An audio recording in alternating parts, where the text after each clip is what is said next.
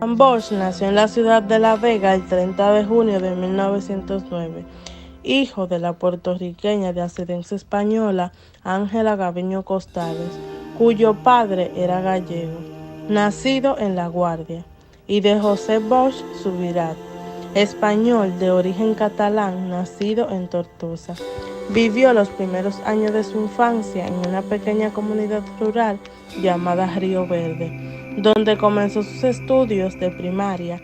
Los estudios secundarios lo hizo en el Colegio San Sebastián de la Vega, llegando solo hasta el tercer nivel de bachillerato. En 1924 se trasladó a Santo Domingo, donde trabajó en varias tiendas comerciales. Más tarde, en 1929, viajó a España, Venezuela y algunas islas del Caribe. Bosch fue uno de los principales organizadores de la conspiración de 1947, que partiría desde Cayo Confites, en la costa cubana, para derrocar la dictadura de Trujillo.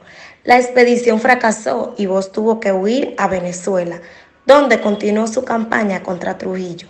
Tiempo después regresó a Cuba por exigencia de sus amigos en el Partido Revolucionario Auténtico, donde desempeñó un papel notorio en la vida política de La Habana, siendo reconocido como promotor de la legislación social y autor del discurso pronunciado por el presidente Carlos Prío Socarrás, cuando el cuerpo de José Martí fue trasladado a Santiago de Cuba.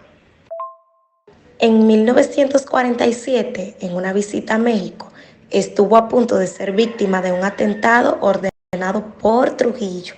Esta trama fue abortada por Joaquín Balaguer, quien en el futuro se convertiría en su archirrival político. Balaguer, que en ese momento ejercía como un embajador en México, advirtió a las autoridades de dicho país dándoles detalles del plan del tirano. Después de 23 años en el exilio, Juan Bosch regresó a su país cuando Trujillo fue asesinado el 30 de mayo de 1961. Su presencia en la vida política nacional como el candidato presidencial del Partido Revolucionario Dominicano fue percibida como un cambio por los dominicanos. Su manera de hablar, directa y sencilla, sobre todo al dirigirse a las capas más bajas de la población rural y urbana, le proporcionó una gran empatía popular, aunque fue víctima de una campaña sucia por parte de la Iglesia y los sectores conservadores, que lo acusaron de ser comunista. En las elecciones del 20 de diciembre de 1962, Bosch obtuvo un triunfo total sobre su principal opositor, Viriato Fiallo, de la Unión Cívica Nacional. Fueron las primeras elecciones libres después de la muerte del dictador. El 27 de febrero de 1963, Bosch y segundo Armando González Tamayo tomaron posesión como nuevos presidentes y vicepresidentes de la República Dominicana, en una ceremonia que contó con la participación de importantes líderes democráticos y personalidades como Luis Muñoz Marín y José Figueres.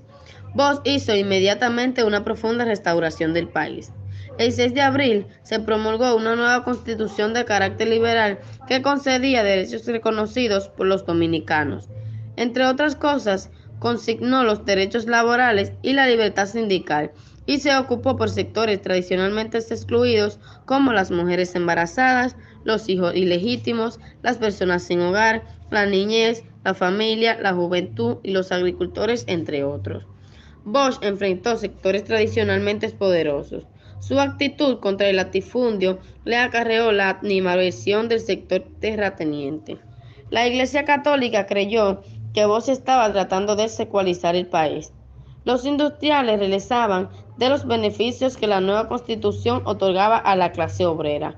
Los militares, que antes disfrutaban de la libertad de hacer lo que quisieran, sintieron que Bosch los sometía. Además, el gobierno de los Estados Unidos se mostraba escéptico ante el menor indicio de la política de izquierda en el Caribe después de que Fidel Castro se declaró abiertamente comunista. El miércoles 25 de septiembre del 1963, después de solo 7 meses en el cargo, Bosch fue derrocado por un golpe de Estado encabezado por el coronel Elías Wessing y sustituido por una junta militar de 3 hombres. Bosch volvió a exiliarse en Puerto Rico. A menos de 2 años, un descontento creciente generó otra rebelión militar el 24 de abril del 1965 que exigía la restauración de Bosch. Los insurgentes estaban al mando del coronel Francisco Alberto Caamaño. El 28 de abril, los Estados Unidos entran a contienda enviando 42,000 soldados al país. Don Juan, como es cariñosamente recordado por muchos, murió el 1 de noviembre del 2001 en Santo Domingo. Como expresidente recibió los honores correspondientes en el Palacio Nacional y fue enterrado en su ciudad natal de La Vega. Hasta la fecha se le recuerda como un hombre de principios. Con los años, como su suerte subía y bajaba, su dirección política osciló violentamente. Él mismo se describió como una persona no comunista y amigo de Fidel Castro, y le dijo a un entrevistador en 1988 que nunca había sido marxista. Su legado en la política es más que relevante. Sus ideales todavía son valorados a la hora de referirse a la buena administración pública. Muchos creen que la República Dominicana habría prosperado tanto económica como políticamente sin ayuda de Estados Unidos y que el gobierno de Bosch había sido capaz de defenderse de las manifestaciones y presiones encubiertas de la administración de Johnson, de llevar a cabo todas las reformas que propuso.